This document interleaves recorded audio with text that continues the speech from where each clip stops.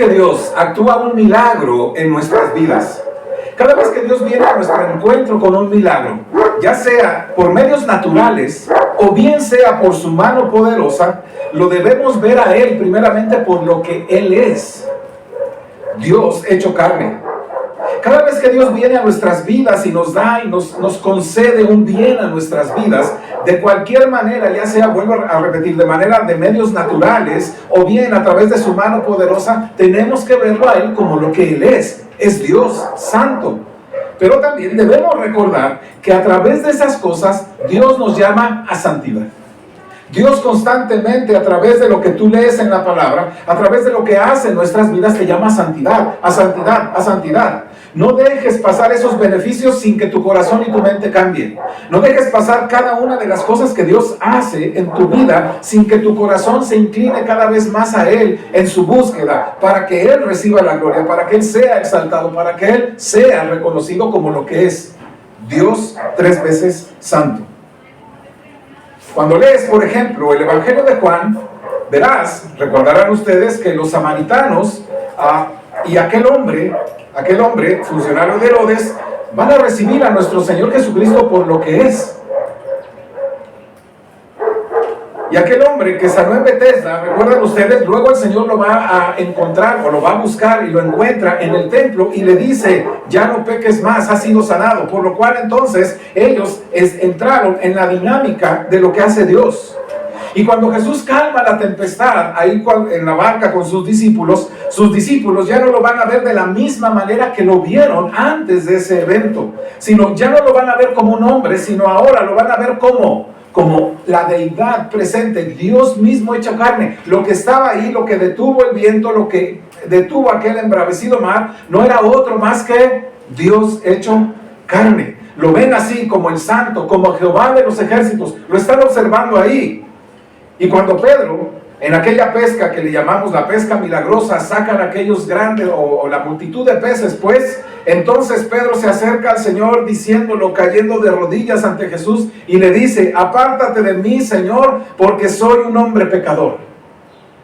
Nadie que reciba un beneficio de Dios simplemente puede continuar igual. Y algo de lo que nuestro hermano Alfonso nos decía justamente es eso. Dios mismo está viniendo a nuestras vidas, mis amados hermanos, y pide de nosotros una vida santa. Nosotros, mis amados, si hacemos o tomamos esos beneficios y continuamos conviviendo con el pecado, estamos en un gran riesgo. Así que la pregunta es, ¿cómo valoras al Señor Jesús? ¿Cómo valoras a Jesús en tu vida? A nuestro Señor Jesucristo, ¿cómo lo estás valorando? ¿Lo valoras por lo que te da, por lo que te ofrece, por lo que te puede regalar, porque te sustenta de la vida, porque te da salud, porque te da trabajo, te da una familia? ¿O lo estás valorando por lo que Él es? Dios santo. Jesús puede ser un dulce nombre en nuestras bocas. Jesús puede ser un dulce nombre entre nuestros labios y podemos decir cosas hermosas de Jesús. Jesús puede ser considerado en nuestras vidas como el más preciado, el más importante, lo que más buscamos. Podemos incluso ver a Jesús como lo que Él es, 3 veces santo, hasta que se mete en nuestros asuntos. Hasta cuando entra en conflicto con nuestro interés. Es bonito decir Dios te amo, pero cuando se mete en ese asunto de nuestros intereses, entonces ya no lo vemos igual, se convierte en un estorbo. Hasta que se pone en juego lo nuestro, hasta que se pone en juego nuestros pensamientos o nuestros conocimientos o nuestras convicciones o nuestro interés, Jesús es lo más maravilloso. Hasta cuando viene a nosotros y nos causa un conflicto. Cuando Jesús se convierte en un estorbo. Y quiero decirle, mi amado, porque esto quiero que entienda bien, porque en la manera en que reaccionamos a nuestra vida cotidiana, la manera en que reaccionas y vives en tu vida cotidiana, revela en realidad cómo lo valoras.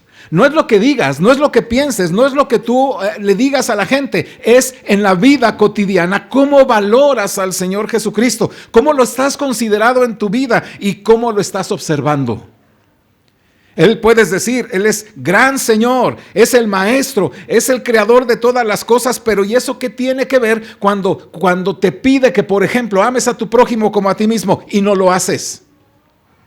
Desvaloramos al Señor cuando Él se convierte en un estorbo para nuestros intereses.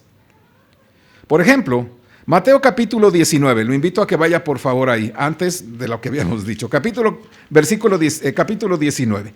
Y va a encontrar aquí algo interesante de lo que va a suceder de un hombre que va a considerar a Jesús como algo importante y a Dios como algo importante hasta que se convierte en un estorbo. Mateo capítulo 19, versículo 16. Voy a hacer yo la lectura y usted me sigue, ¿está bien? Solamente le voy a pedir que me ayude en algunas partes. Versículo 16 del capítulo 19 de Mateo. Entonces vino uno y le dijo, Maestro bueno, ¿qué bien haré para tener la vida eterna? Y él le dijo, ¿por qué me llamas bueno? Ninguno hay bueno sino uno, Dios. Mas si quieres entrar en la vida, guarda los mandamientos. Le dijo, ¿cuáles? Y Jesús dijo, ¿me ayuda? No matarás, no cometerás adulterio, no hurtarás, no dirás falso testimonio, ayúdenme, honra a tu padre y a tu madre, y amarás a tu prójimo como a ti mismo. Gracias. El joven le dijo, todo eso lo he guardado desde mi juventud, ¿qué más me falta? ¿Me ayuda versículo 21?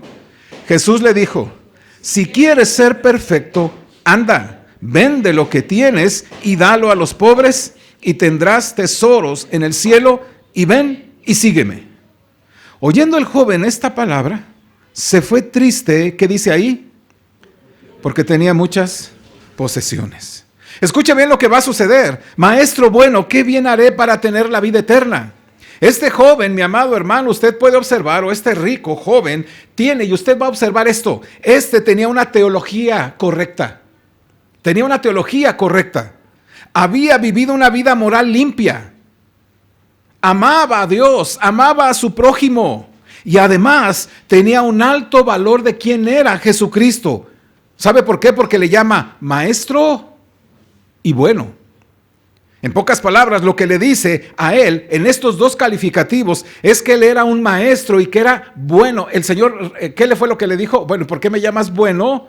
Porque solamente uno hay bueno. Lo que le está queriendo decir al Señor es que no me digas bueno. Lo que le está queriendo decir es esto. Tú dices que Dios es bueno y tú dices que yo soy bueno, entonces yo soy. Entonces lo que está sucediendo, en pocas palabras, Jesús le dijo que esos calificativos eran preciosos y eran precisos porque Dios es bueno y por lo tanto estás valorándome correctamente. Bien, qué bueno, tienes una buena teología, vives una vida moral limpia, amas a Dios, amas a tu prójimo y al mismo tiempo me reconoces como el Señor. Pero cuando el Señor se convierte en el estorbo va a pasar esto. Vende todo lo que tienes y dalo a los pobres y tendrás tesoro en el cielo y ven y sígueme. Entonces Jesucristo se va a convertir en el estorboso, en el estorbo de aquel joven. ¿Y qué es lo que hace ese joven? ¿Cuál fue la respuesta de aquel hombre? Oye la voz, oye lo que le dicen y lo primero que hace es irse. Y hay una razón. ¿Por qué se va?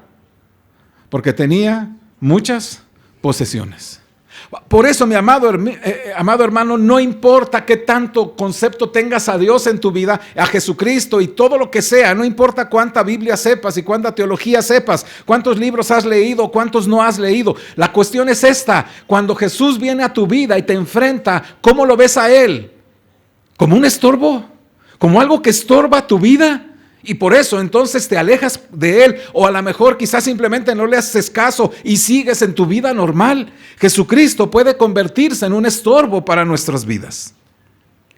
No importa qué tan buena teología, vuelvo a decir, tengas. No importa nada de eso, eso no importa si no consideras más importante, como el caso de este joven, a Cristo. No importa todas esas cosas si consideras más importante tus posesiones. No importa lo que creas de Jesucristo si para ti es más importante tu reputación, tu orgullo, tu familia, tu salud, tu sabiduría o cualquier otro interés o cualquier otra forma de riqueza. Simplemente Jesús puede ser maravilloso para ti y fabuloso hasta que se convierte en un estorbo para tu santidad.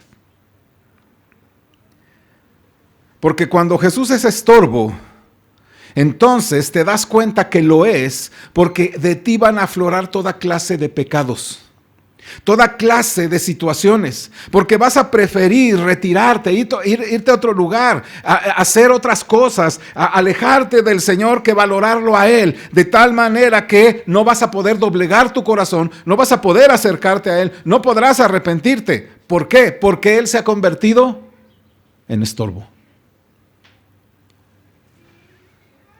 Por ello, quisiera que hoy viéramos un ejemplo. Bueno, ya este que vimos era un estorbo.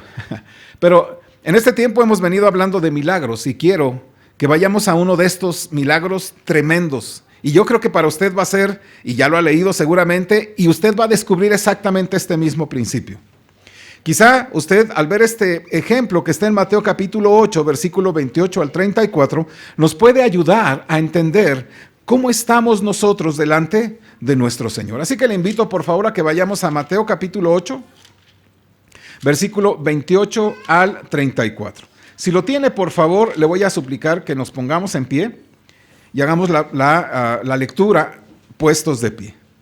Mateo 8, versículo 28 al 34. Con voz fuerte, hermanos, dice la Escritura de esta manera.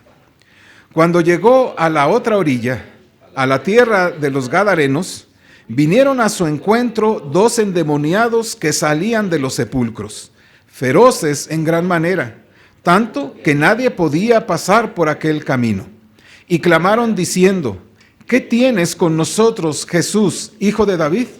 ¿Has venido acá para atormentarnos antes de tiempo?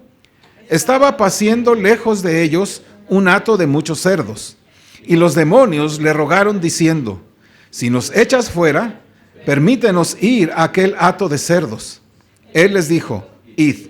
Y ellos salieron y se fueron a aquel hato de cerdos, y he aquí todo el hato de cerdos se precipitó en el mar por un despeñadero y perecieron en las aguas. Y los que los apacentaban huyeron y viniendo a la ciudad, contaron todas las cosas y lo que había pasado con los endemoniados. Y toda la ciudad salió al encuentro de Jesús, y cuando le vieron, le rogaron que se fuera de sus contornos. Pueden tomar su lugar, hermanos. Este es un pasaje bastante interesante. ¿Ya notaron? No sé si usted había puesto algo de atención en este texto, pero aquí vas a ver algo, mi amado hermano, interesante. Quisiera primero que usted y yo observáramos algo importante en esta historia. Esta historia está puesta justamente después de que Jesús calma la tempestad, y justamente antes de calmar la tempestad, ¿qué había pasado? Había sanado a aquel hombre en el templo, bueno, en el alberca esta de Bethesda, ¿verdad? Y luego le habla en el templo, y antes de eso había entrado a su ciudad, ¿verdad? Diciendo que no iba a tener honra en aquel lugar, y sana al hijo de un noble, de una persona funcionaria del rey. Así que venimos con esta hilación, ¿me explico? Aquí te encuentras entonces que llegan a la otra orilla, es decir, a tierra de los Gadarenos. Y los Gadarenos no son judíos.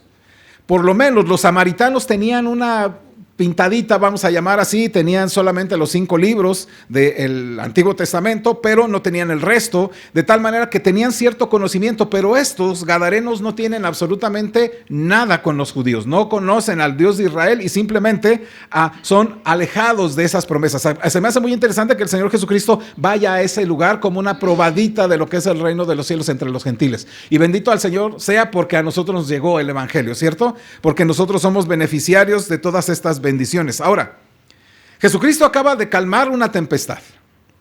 Y sus discípulos, ¿qué fue lo que hicieron en esa gran tempestad? Además, claro, de que gritaron, vamos a decir, estoy imaginando, gritaron como bárbaros, ¿verdad? Porque sabían que se iban a morir, pero cuando el Señor interviene, ¿qué fue lo que sucedió? Les dio temor, dice la Escritura que tuvieron grande temor, pero ahora ya no de las olas y la tempestad, sino tuvieron temor ¿de quién? De Jesús, porque Él no era como todos los demás, porque ellos vieron en el Señor Jesucristo santidad, vieron al Hijo de Dios, vieron a Dios en carne y tuvieron miedo. grande temor. Su vida ya no fue igual, su mentalidad cambió y por supuesto, mis amados hermanos, lo vemos como van caminando hasta el desenlace cuando el Señor sube a los cielos y ellos continúan la obra de nuestro Señor predicando el Evangelio. Bueno, ellos precisamente vieron y observaron que qué cosa se sujetó a la voz de Dios. ¿Recuerdan? El Señor había pasado, estaba con ellos dormido y cuando vienen aquellos vientos y aquellas olas que se hacen por todas partes, se levanta el Señor y dice, calla, enmudece. Y así hubo una grande bonanza, hubo una gran calma sumamente hermosa, maravillosa. Ellos quedaron impactados por el Señor porque a la voz de su palabra, ¿qué cosa pasa? Todos obedecen.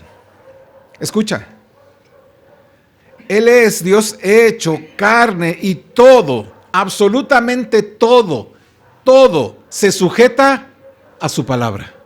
Todos se sujetan a su palabra ahora o se van a sujetar más adelante, pero se van a sujetar a Dios. Amén. Pero escucha esto, todo se sujeta a Dios, incluyendo los demonios.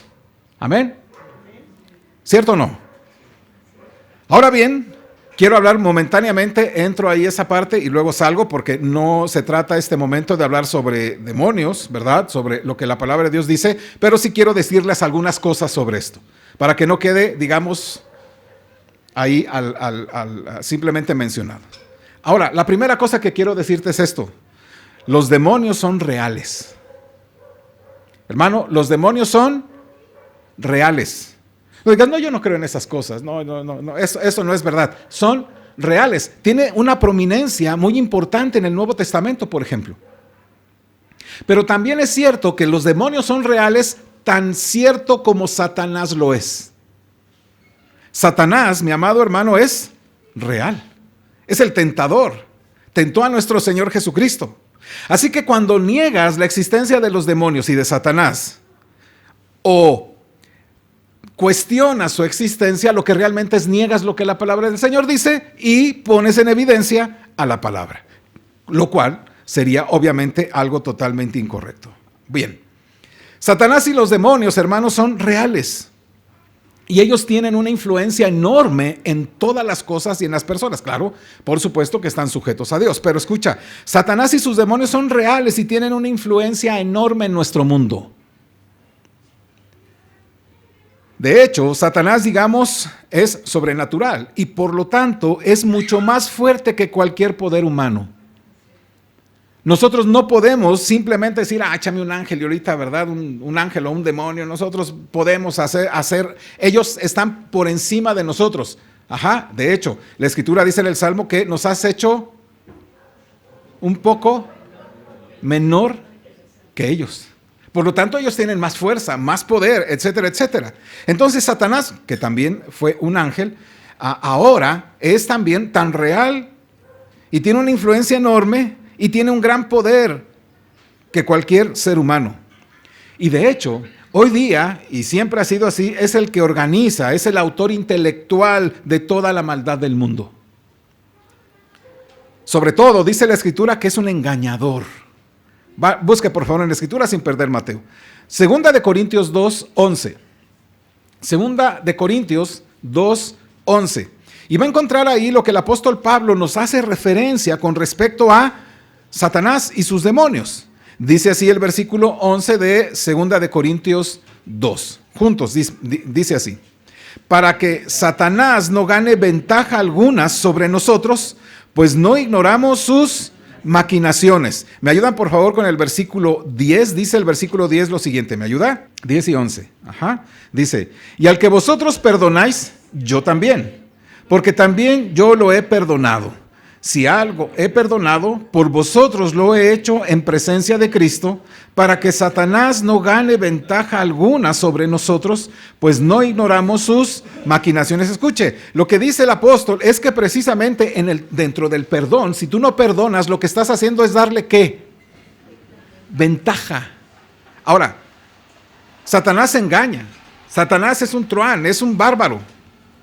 Pero No me quiero detener aquí para hablar sobre lo que la Biblia dice sobre Satanás y sus demonios. Lo que quiero hacer en este momento simplemente es darte un resumen. Si tú apuntas y demás, te lo puedo dar para que tú lo tengas ahí. Después lees los textos, ¿está bien?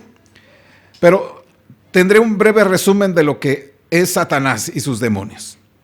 Primero, el diablo y sus ángeles fueron un factor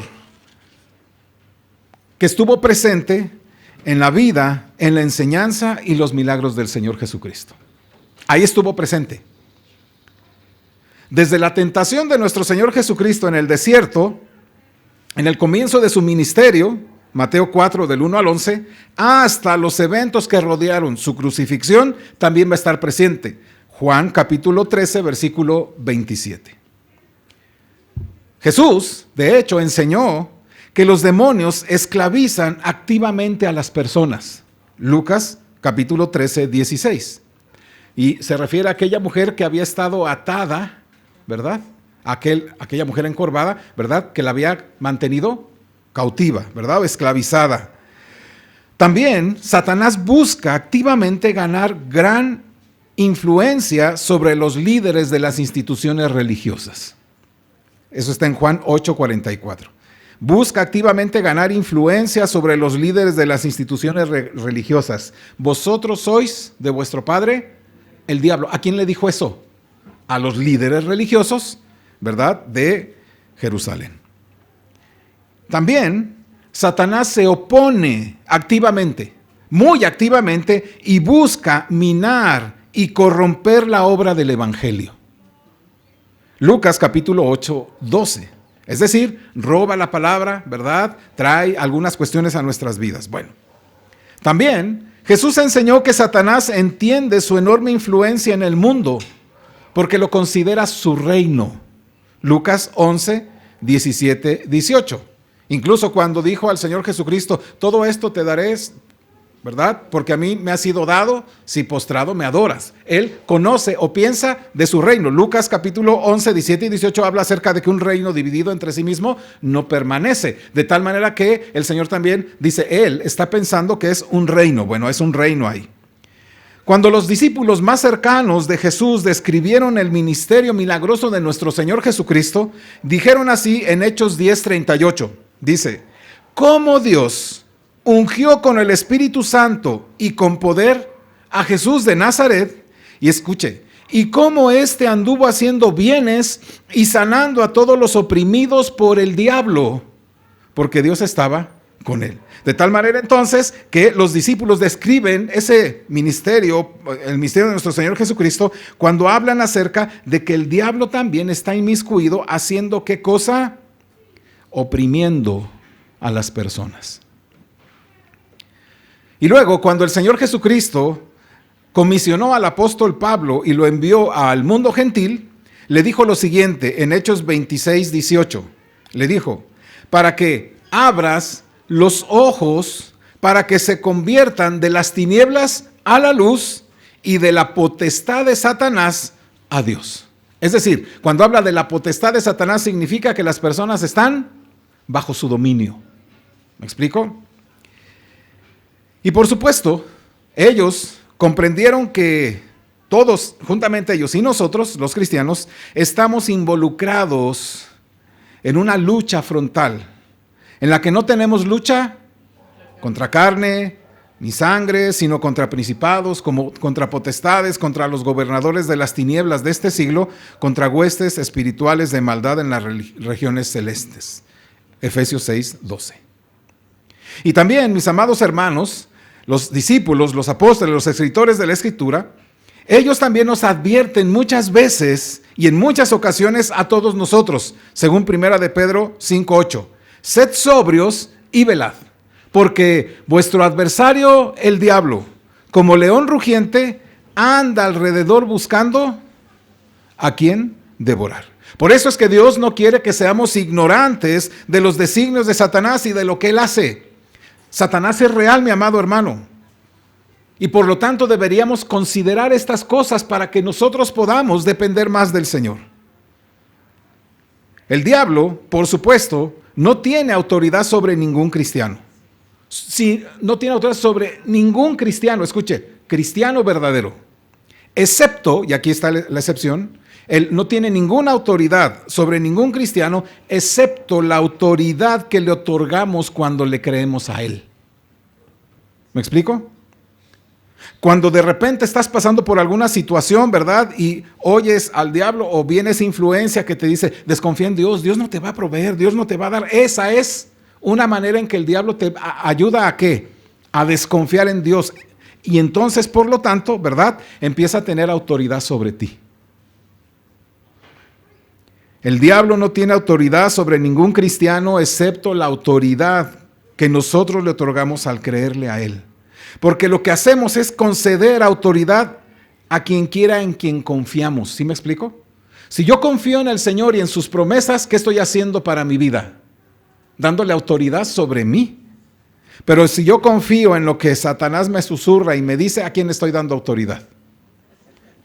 A Satanás, así es. Entonces, cuanto más le creamos, más influencia, más control le damos sobre nosotros, más poder tiene sobre nosotros. No se trata de un misterio, pues, así espiritual que nadie lo puede entender. Es tan simple como cuando tú le crees a una persona, entonces él puede hacer contigo, puede tener autoridad sobre ti. ¿Me explico? Eso es lo único que quiero decirles con respecto a eso. No se trata de un gran misterio, sino que así como funciona la influencia de las personas que controlan a otros a través de la relación que tengamos, así sucede con Satanás cuando los cristianos creen a lo que él dice. Por eso, Santiago 4:7, ¿me acompaña, por favor? Dice una verdad. Santiago 4:7. ¿Lo tiene? Acompáñenme a leer Santiago 4:7. Dice así, juntos: someteos pues a Dios, resistir al diablo y huirá de vosotros. Escucha, sométete a Dios, es decir, créele a Dios, ponte bajo su dominio, bajo su autoridad, créele a Él y automáticamente, ¿qué va a pasar? El diablo va a huir. Ahora bien, Satanás, como alguien ha dicho, es como un perro que tiene una correa larga. ¿Me explico? Él solamente tiene un límite. ¿Has visto esos perros así feroces? Que les ponen una cuerda así un poquito hasta que llegue a la reja para que las personas se logren espantar. Hasta ese límite. Dios tiene, entre comillas, ¿verdad? Lo tiene amarrado y le fija un límite. Tiene límites y esos límites son impuestos por Dios y gracias a ello. Y tienes entonces muchos ejemplos de cómo están esos límites de Dios al diablo. ¿Me explico? Tú lo vas a observar, vas a ver en la Escritura. Y quiero ponerte unos ejemplos, solamente vamos a recordar. Esos límites, esa cuerda, pues, esa correa larga que Dios le pone, tú lo puedes observar, por ejemplo, en Job. ¿Verdad? ¿Qué sucede con Job? Llega Satanás después de haber andado, ¿verdad? Por el mundo, haber rodeado al mundo, ¿verdad? Y le dice, le dice Dios, ¿has visto a mi siervo Job? Y él dice, el diablo, ¿qué le dice? Pues tú le das, le has dado todo, quítaselo y vas a ver que te va a maldecir. Y entonces Dios dice, puedes hacerlo, le da autorización, le lleva hasta un límite, pero no toque su vida, ¿cierto? Pierde sus bienes, pierde sus posesiones, pierde a sus hijos y regresa a Satanás y dice, bueno, pues piel por piel todo lo que el hombre tiene, ¿verdad? Dará por su vida, tócalo y vas a ver que te va a maldecir. Y Dios le permite un poco más de cuerda, pues voy a hacer así, de mecate pues ahí. ¿Y qué sucede? Hasta ahí llega, no más. Satanás es un perro que tiene una correa larga. ¿Recuerdas a Pedro? ¿Verdad? ¿Qué le dijo el Señor a Pedro? Que Satanás lo había pedido para zarandearlo, pero yo he orado por ti, para que tu fe no caiga. ¿Y qué sucede? Hasta ese límite llega. Nada más hasta ese límite. ¿O te acuerdas del apóstol Pablo? Me fue dado un aguijón, un mensajero del diablo, ¿verdad? Que me esté diciendo, ¿verdad? Sobre mi situación. ¿Pero qué me ha dicho el Señor? Bástate mi gracia, porque mi poder se perfecciona en tu debilidad. O el Señor Jesucristo, en el ministerio de nuestro Señor Jesucristo. Por eso, en la historia de hoy, en la historia que vimos aquí, en la historia vas a encontrar precisamente cómo el Señor hace o tiene su propia autoridad sobre los demonios. Y vas a encontrar, mi amado hermano, aquí una historia bastante increíble por el final que no te esperas. Nadie se espera ese final. Bueno, yo no me lo hubiera esperado. Pero capítulo 8, por favor. Versículo 28. Dice así: cuando llegó a la otra orilla, a la tierra de los Gadarenos, vinieron a su encuentro 2 endemoniados que salían de los sepulcros, feroces en gran manera, tanto que nadie podía pasar por aquel camino. Entonces te vas a encontrar aquí que hay 2 hombres poseídos por demonios. Y estos demonios, mis amados hermanos, habían hecho mella en la vida de ellos. Escuche, ¿notas tú cómo habla la Escritura acerca de estos hombres? Dice así: endemoniados que salían de los sepulcros, es decir, estaban o vivían o salían al encuentro de las personas. ¿Desde qué lugar? Desde el panteón, pues, ¿no? Desde ahí estaban haciéndolo. Y escuche, eran feroces en gran manera. No simplemente eran feroces en gran manera. En otras partes en la Escritura, en Marcos y luego en Lucas, habla acerca que nadie podía pasar por ahí por la ferocidad de ellos. Si te los encontraban, te despedazaban, eso era seguro. Y después dice, tanto que nadie podía pasar por aquel camino. Cuando el pecado o el diablo influencia tu vida, entonces hace grandes estragos en ella. Voy a decirlo así: te deshumaniza, te hace ver como un animal, te hace ver como una persona irracional, te hace ver como una persona degradada. El pecado degrada de por sí mismo, ¿no es cierto? El pecado nos degrada a tal manera, mi amado hermano, que estamos, en pocas palabras, como estos. Somos hombres o mujeres que en realidad, mis amados hermanos, somos feroces en gran manera. Nadie nos puede domar, como decía la Escritura en el paralelo, ¿verdad? Ni nadie podía pasar por ese camino. Y hay algo interesante en esta historia. Estos hombres están ahí y salen al encuentro, y los discípulos y el Señor salieron huyendo, dice la Escritura. No. Hay algo interesante en todo esto. Escuche lo que dice, versículo 29, ayúdame a leer. Dice así: y clamaron diciendo, ¿qué tienes con nosotros, Jesús, Hijo de Dios? ¿Has venido acá para atormentarnos antes de tiempo? Y entonces, mis amados, aquí encontramos algo importante que sucede. Estos vienen al encuentro de Jesús, estos endemoniados vienen al encuentro de Jesús y escuche, claman. No simplemente le dicen, Jesús, discúlpanos, pero ya, no, ellos claman, o sea, lo cual significa que a voces, a gritos, ¿verdad? Con una exclamación horrible que todo mundo lo podía escuchar, le dijeron, ¿qué tienes con nosotros, Jesús, Hijo de Dios? ¿Has venido acá para atormentarnos antes de tiempo?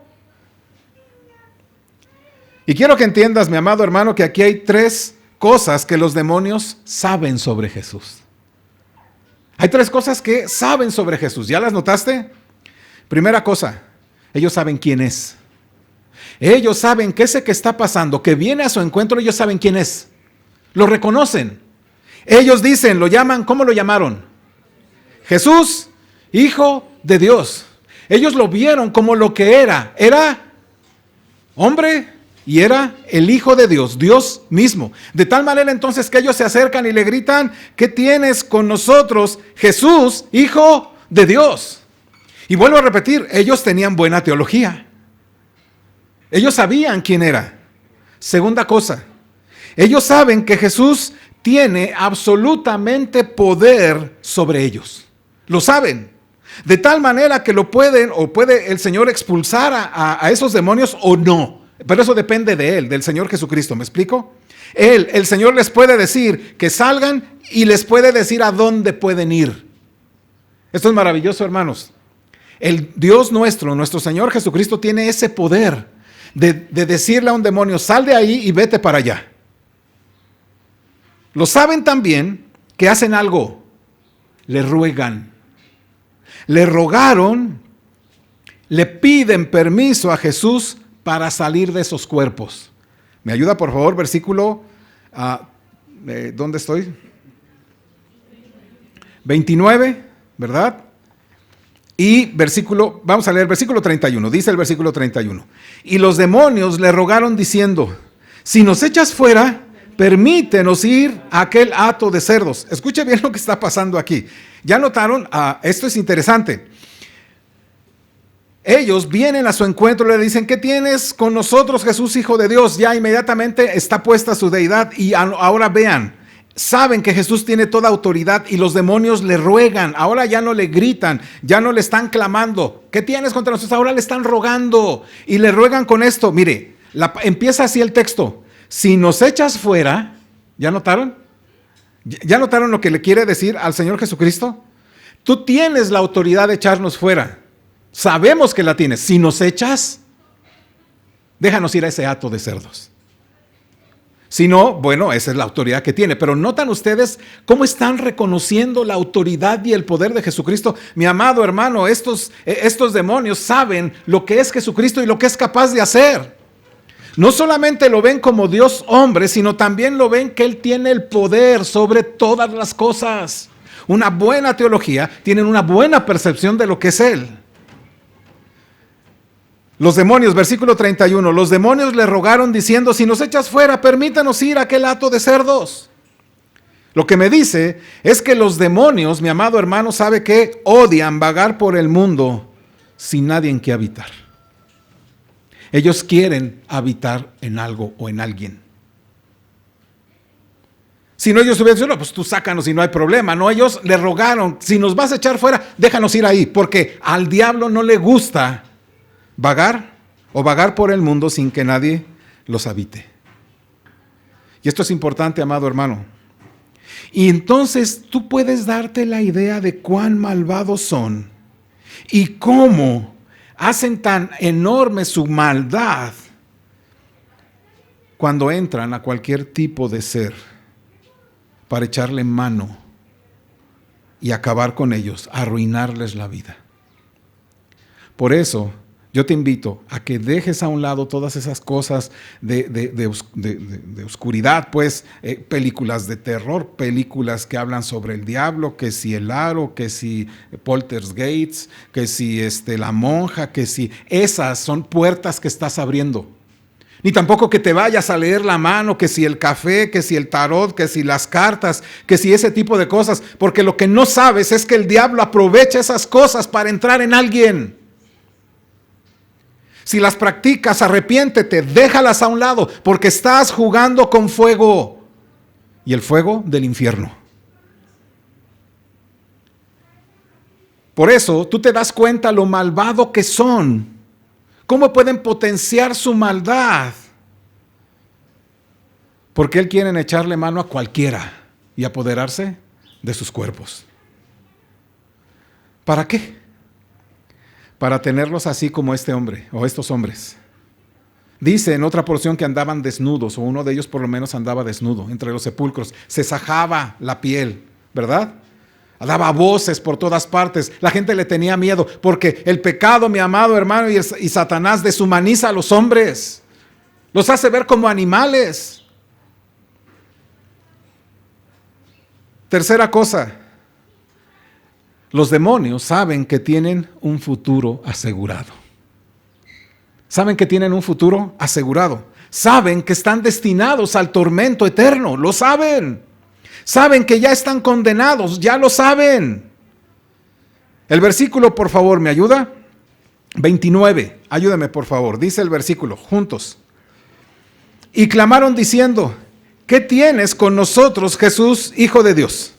¿Has venido acá para atormentarnos antes de tiempo? Escuchen lo que le están diciendo. ¿Has venido acá para atormentarnos antes de tiempo? Bueno, estás diciendo, has venido aquí para atormentarnos, como si les cayera por sorpresa. Lo que están diciendo es, nos estás queriendo atormentar antes de que venga nuestro tormento.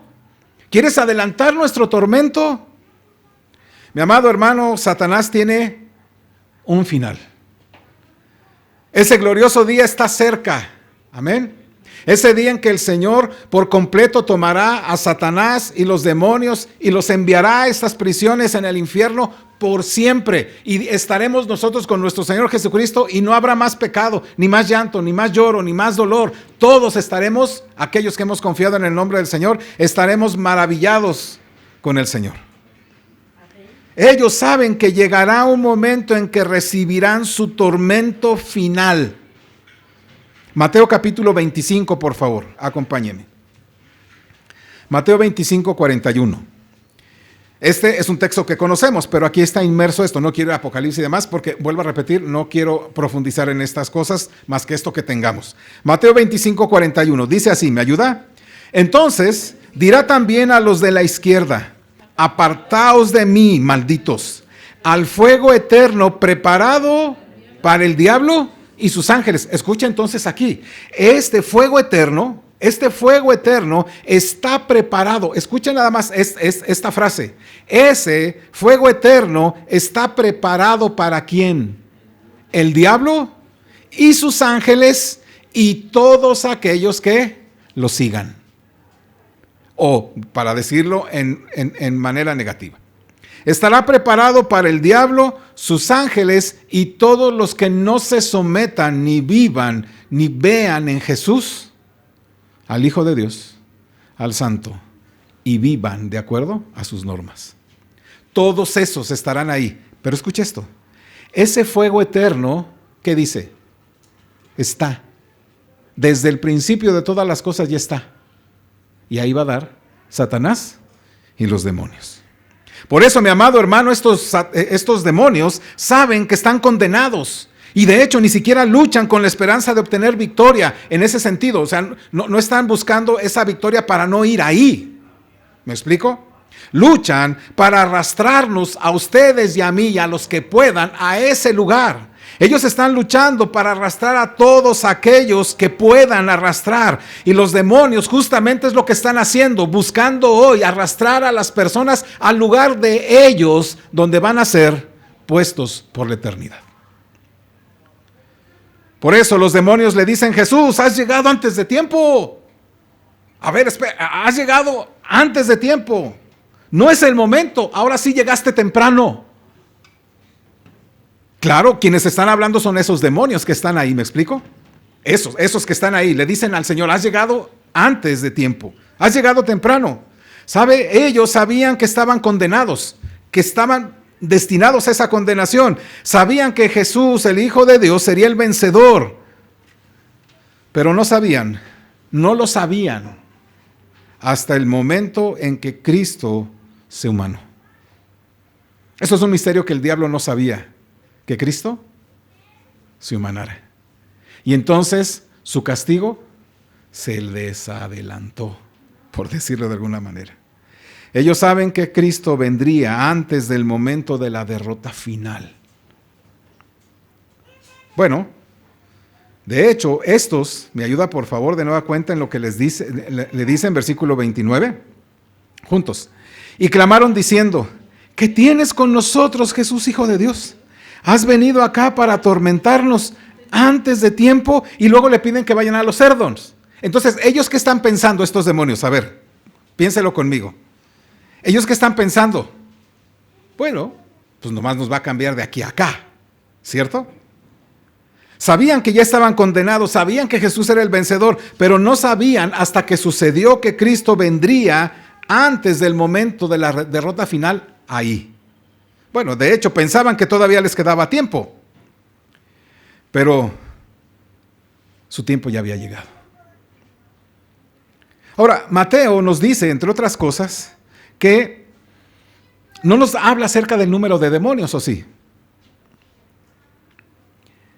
De hecho, ¿verdad? En el Evangelio sinóptico, el Señor le pregunta en Marcos: ¿cómo te llamas? Y ellos responden que se llaman Legión. Ahora, no están diciendo somos una legión. Ellos dicen: nos llamamos Legión. El nombre de esos demonios era Legión. Es decir, era un conglomerado de demonios que se llamaban Legión. Ahora, si tú consideras que la legión eran 3,000, 4,000 personas, bueno, estaremos más o menos ahí. Pero lo que nos quieren decir era una multitud de demonios que estaban en 2 personas. Piense, las tropas romanas iban entre 3,000 y 6,000 personas. ¿Me explico? Era una legión. Pero el nombre de ellos era Legión. Porque muchos somos, le dijeron en Marcos. Ahora, sin embargo, Cuando vienes a esta parte, dice que precisamente estaba ahí unos cerdos, ¿cierto? Ahora en Marcos nos dice que había por ahí cerca de unos 2,000 cerdos. ¿Se te hacen mucho 2,000 cerdos? Bueno, más o menos era el mismo número de demonios que habían en 2 personas. Ahora, ¿por qué es importante aquí? Ahora, tú puedes entender, nos da la idea de que no estaba en Israel el Señor Jesucristo. Está en un lugar que no es Israel. Ahora, los judíos no tienen ninguna cuestión que ver con los puercos, y más en aquel entonces tampoco, nada, ¿no? Ni los pastoreaban, ni los cuidaban, es más, no los tenían en sus territorios, era un animal inmundo. Estos gadarenos tenían un hato, bueno, aquí dice que era un hato, que a lo lejos estaba un hato de cerdos, o sea, había como 2,000 cerdos ahí. ¿Sí me estoy explicando? Entonces, Marcos nos dice que se llamaban Legión porque eran muchos y nos dice que había como 2,000 cerdos en ese lugar.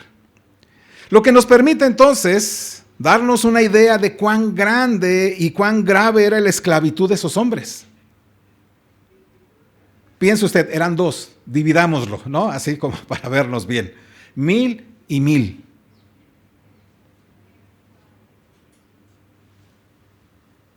Imagínate una persona con 1,000 demonios. Nota toda la situación que pudieron haber pensado las personas. ¿Cómo vivían esas personas? ¿Qué circunstancias? Muchos, seguramente alguno de los 2 tenía una esposa o tenía hijos, o había tenido posesiones, o había tenido amistades, o había hecho cualquier otra cosa en su vida y parecía que todo iba bien, pero tenía en sí demonios. Pero justamente es eso, que tú te puedes sorprender que había 2,000 demonios ahí, pero quiero decirte esto, para el Señor eso no significa nada, el número no significa nada, mi amado hermano. Por eso quiero decirte que el Dios que tenemos es un Dios poderoso, que hasta 2,000 demonios así salen de una persona, y que Él tiene todo el poder para calmar el mar y para decirle calla, enmudece, así como puede decirle a los demonios sal. Ese es el Dios que tenemos, ese es el Dios que tú y yo deberíamos apreciar. Los demonios lo saben, ven en Él al Hijo de Dios, ven en Él el poder que tiene, ven en Él la autoridad que tiene, saben de Él, todo eso lo saben los demonios. Así que los demonios, sabiendo todo eso, saben pedir. Y le piden esto, ¿me ayuda por favor? Versículo 31. El versículo 30 dice, estaban pasando lejos de ellos un hato de muchos cerdos. Aquí nos dicen muchos cerdos. Marcos dicen que eran cerca de 2,000 cerdos. Dice, versículo 29, ayúdenme, versículo 31, dice, y los demonios le rogaron diciendo, si nos echas fuera, permítenos ir a aquel hato de cerdos. Escuchen lo que hacen los demonios con Jesús. Se le acercan con Él y le piden una autorización, permiso. Van con el Señor y le dicen, ¿nos permites? Si nos vas a sacar de aquí, ¿nos permites ir a ese hato de cerdos? Escuche muy bien, mi amado hermano, porque incluso ellos saben pedirle al Señor. Saben pedirle a nuestro Señor y saben hacer lo correcto. Se acercan de la manera correcta, con las palabras correctas. Sí. Si nos has de sacar de aquí, estoy parafraseando, ¿verdad? Si nos vas a sacar, si nos vas a echar fuera, permítenos ir a ese hato de cerdos. Así que te encuentras con estos demonios que saben mucho, que temen más que muchos en este mundo. Así que los demonios le piden permiso a Jesús para salir de ese hombre o de esos hombres e irse a los cerdos. ¿Notas qué tremenda es esta cuestión? ¿Y qué hace Jesús? Versículo 32, ¿me ayuda? Él les dijo, id. Y ellos salieron y se fueron a aquel hato de cerdos. Y aquí todo el hato de cerdos se precipitó en el mar por un despeñadero y perecieron en las aguas. Esto es bien interesante, hermanos. Los demonios le piden, le suplican, le piden permiso al Señor para salir de esos hombres e introducirse a los cerdos. El Señor Jesucristo les dijo esto, mire, id. Y escucha esto, Con Cristo no se negocia. No se negocia. Los demonios no estaban ahí diciendo, mira, si no, por favor, mira, te ponemos unas opciones. Si puedes, y si no, el Señor no se sienta con ellos a negociar cosas. El Señor dice, váyanse, hazlo, ahora. ¿Y qué hacen los demonios? Se van inmediatamente. Y dejan a esos hombres, ¿cómo? Los dejan libres de esos demonios, ¿me explico? El Señor les dice, id. Y dice aquí, escuche, ¿ellos qué hicieron? Salieron. Escuche, las dos cosas que hacen, ellos le piden permiso, el Señor dice, id. Simplemente dice id, lo cual implicaba salir de ese lugar y colocarse o ponerse en otro. Pero escucha aquí, ellos obedecen a la voz clara del Señor. Vayan, háganlo. ¿Y saben qué es lo que sucede, hermanos? No es que salieron de ese lugar y no dijeron, oye, pues ya que estamos fuera, entonces tú vete para allá y vamos a seguir. No, ellos dijeron, aquí vamos, porque ellos obedecen al Rey. Amén. Ellos lo obedecen y yo te pregunto, mi amado hermano, ¿por qué a veces no lo hacemos? Si los demonios y el diablo se sujetan, mi amado hermano, y vienen a Él a pedirle de una manera correcta y saben su autoridad y conocen que Él es Dios, ¿por qué nosotros, mi amado hermano, lo tomamos al Señor con tan poca cosa que nos podemos dar el lujo, mi amado hermano, de decir lo que haga o hacer lo que sea o pecar frente a sus narices y no tenemos ningún miramiento? Pero estos demonios salieron. Ahora quiero que lo pienses. ¿Esto es impresionante o no? Tú estás aquí, vamos a pensar que nosotros nos metimos de colados con los discípulos, ¿está bien? Y estás tú ahí puesto y el Señor le dice, id. Y entonces salen, tú seguramente los vieron salir y vieron que allá a lo lejos estaba el hato de cerdos y entraron en ellos. ¿Y qué sucedió ahí? ¿Sabes? Esto para mí es impresionante. Jesús, el Hijo de Dios, tiene todo el poder y toda la autoridad para mandar sobre el diablo y sus demonios. Jesús, el Hijo de Dios, tiene toda la autoridad y todo el poder soberano para decirle a un demonio a dónde ir. Y Él tiene toda la autoridad y todo el poder para decir, ve. Y entonces a su voz todos obedecen. Así como el mar se detiene, así como le dijo a aquel hombre, baja o vete y tu hijo es sano, y así como le dijo a aquel hombre, levántate, ¿verdad?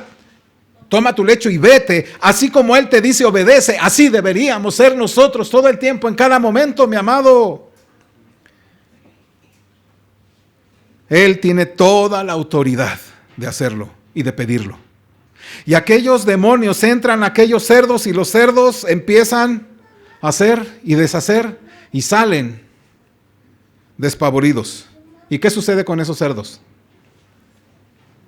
Dice la Escritura, ¿me acompaña por favor?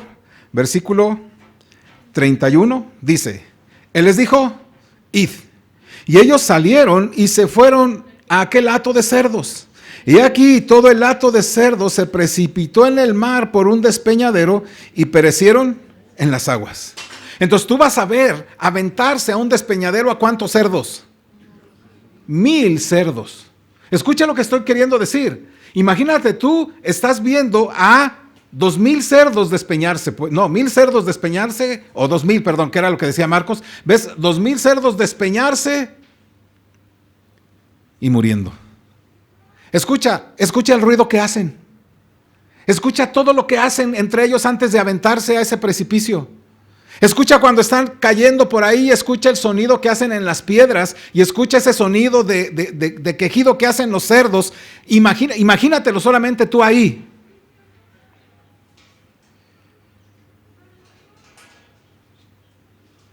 Los cerdos se despeñan y perecen. Pero ¿sabes? Los demonios también ni lo sabían ni solo esperaban. Lo que temían los demonios, ser atormentados antes de tiempo, fue cierto en el plan del Señor. Fueron designados para que esos demonios partieran. Ellos no se quedaron, digamos, vagando diciendo, pues ¿ahora qué hacemos? El hecho de que se perdieran los cerdos en el mar, que se despeñaran y murieran, me indica a mí, quizá tú no lo quieras creer y está bien, pero a mí me indica esto, que probablemente los estaba condenando al abismo. Esos cerdos fueron llevados al abismo. Bueno, perdón, esos demonios fueron llevados al abismo. Porque el Señor no les dio autorización que de ahí fueran a otro lugar. ¿Sí me explico? Recuerda, el diablo odia no estar en posesión de algo o de alguien. Y aquí es donde viene el Jesús incómodo. Aquí es donde viene el Jesús estorboso para la vida. Aquí es donde viene este Jesús que es como una piedra en el zapato para muchos. Aquí te vas a encontrar a este Jesús que hace que diga uno, oh, ¿por qué Jesús? Aquí te vas a encontrar ahí, porque Jesús permitió la muerte de esos cerdos, no tanto porque no aprecie o no quiera su creación, sino porque nos quiere enseñar algo mucho más importante que unos 2,000 cerdos. El Señor nos quiere enseñar algo, como les quiso enseñar algo a esos hombres, ¿verdad? A los que estaban en ese lugar de Gadara, como a nosotros. El Señor, mi amado hermano, quiere que tú aprendas otra cosa. Permite la muerte de esos cerdos con una finalidad superior para enseñarnos una verdad y para que nosotros seamos retados a esa verdad. Mateo 8, por favor, versículo 33. Dice ahí, y los que los apacentaban huyeron y vinieron a la ciudad contaron todas las cosas y lo que había pasado con los endemoniados. Escucha lo que sucede. Y los que los apacentaban, ¿qué hicieron? Huyeron. ¿Dónde estaban esos que apacentaban? Estaban cuidando aquel hato, ¿me explico? Y estaban cuidando, y es correcto, los que los apacentaban, no era uno, eran muchos. Si te encuentras con 2,000 cerdos, pues había mucha gente cuidando los cerdos. Pero escucha eso, y los que los apacentaron, huyeron de ese lugar, y viniendo a la ciudad, ¿qué hicieron? Contaron todas las cosas, y lo que había pasado con los cerdos, dice ahí. No llegaron, hey, está Jesús de Nazaret, un judío que mató a nuestros puercos. No dijo eso, no, ¿verdad? Ellos llegaron a contar las cosas que habían sucedido y lo que había pasado con los endemoniados. Estos apacentadores de cerdos de Gadara, una ciudad gentil en lo que hoy es Jordania, fueron a la ciudad. Escuche, Marcos dice que contaron todas las cosas y lo que había pasado en las aldeas también.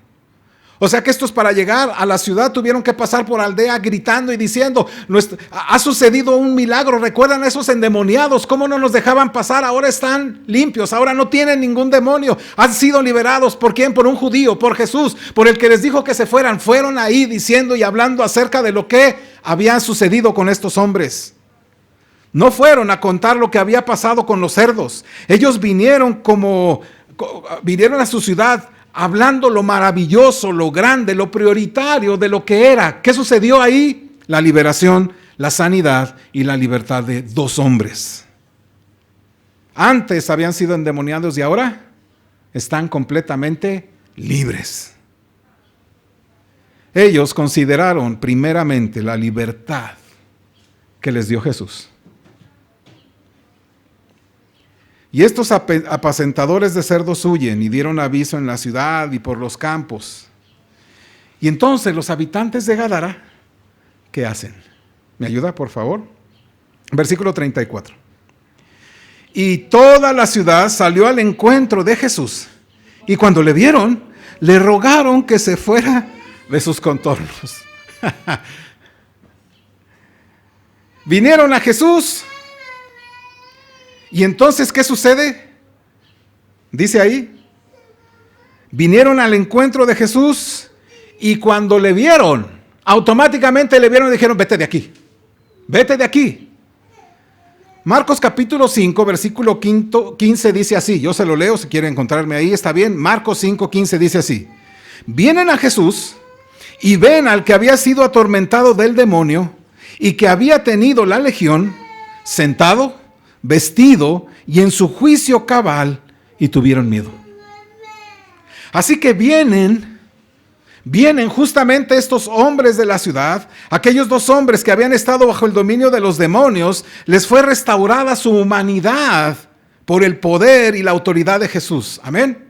¿Cuántos de nosotros estamos agradecidos al Señor que nos haya restaurado nuestra humanidad, pues por el puro poder del Señor? Si no, estaríamos peor que esos endemoniados, estaríamos haciendo cosas más horribles que esos endemoniados, estuviéramos en cuestiones de pecado cada uno de nosotros. Pero cuando Cristo vino a nosotros, mis amados hermanos, fuimos libertados del pecado y hechos siervos de la justicia. Amén. Y aquellos hombres ahora estaban, escuche, sentados, vestidos y en su juicio cabal.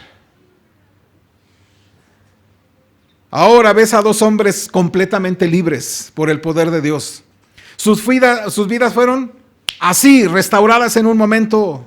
Sus relaciones fueron restauradas también en ese momento. Estaban ahora cabales, estaban sanos en su mente, cuerdos, como personas prudentes, pues. Unos minutos antes de sus vidas estaban arruinadas, estaban haciendo daño y todas sus relaciones estaban hechas para arriba y no se podían relacionar con nadie. Pero ahora, por el poder del Señor y la autoridad del Señor, su humanidad fue devuelta y ahora son hombres que estaban ahí.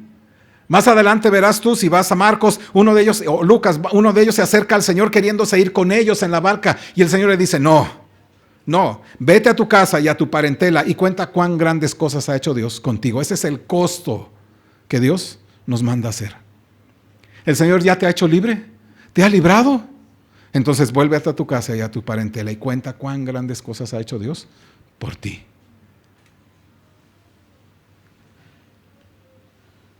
Esto es lo que hace Jesucristo. Amén.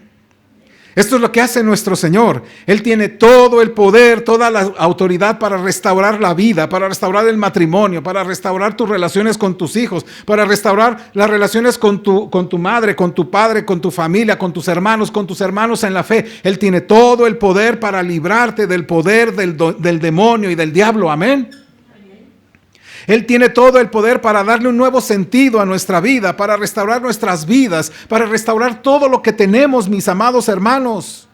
Jesús dijo de sí cuando leyó en aquella sinagoga Isaías 61:1, el Espíritu del Señor está sobre mí, por cuanto me ha ungido para dar buenas nuevas a los pobres. Me ha enviado a sanar a los quebrantados de corazón, a pregonar libertad a los cautivos y dar vista a los ciegos, a poner en libertad a los oprimidos. Él vino para eso, mi amado hermano.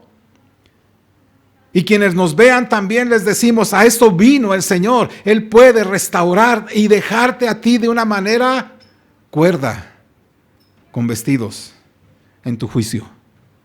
Porque Él tiene todo el poder para restaurarnos. Amén. Así que si el Hijo os libertare, seréis verdaderamente libres, dijo el Señor, Juan 8:36. El Señor viene a ti y te dice, puedo hacerlo, puedo restaurarte, porque yo puedo darte libertad.